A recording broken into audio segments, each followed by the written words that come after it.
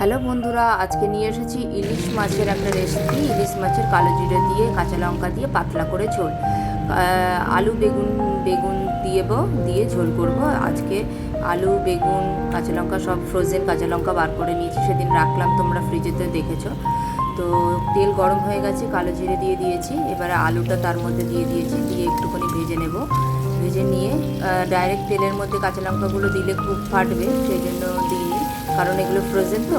এবারে কাঁচা লঙ্কাগুলো দিয়ে নেড়ে চেড়ে নিচ্ছি, একটু হালকা ভাজা ভাজা হলে এবারে বেগুনগুলো দিয়ে দেবো, কেটে রাখা বেগুনগুলো দিয়ে দেবো। তার আগে দিয়ে দিচ্ছি নুন, হলুদ এবং গুঁড়ো লঙ্কা দিয়ে আলুটাকে ভালো করে মিক্স করে নিচ্ছি।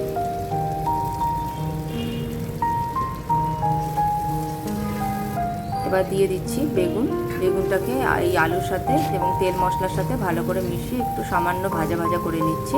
আর ওদিকে বসিয়ে দিয়েছি গরম জল, কারণ এটা পাতলা ঝোল হবে, একটু বেশি করে জল দিয়ে দিলাম।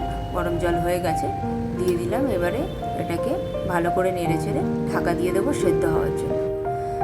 দেখো ফুটে গেছে, বয়েল হয়ে গেছে, বয়েল হতে শুরু করে দিয়েছে।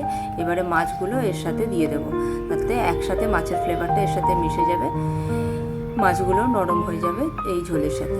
দিয়ে দিয়েছি সমস্ত মাছ, মাথাটাও দিয়ে দিলাম। মাথাটার জন্য আর আলাদা করে মাথা দুটো রাখিনি, কারণ সময় নেই আমার একদমই। একটু বেশি করেই বড় করে ঝোল বানিয়ে নিলাম, যাতে দুদিন হয়ে যায়। মা মেয়ে মিলে খাবো তো, দুদিন এই ঝোলটা যথেষ্ট। দেখো হয়ে গেল আমাদের কালো জিরে দিয়ে পাতলা করে মাছের ঝোল। টাটা।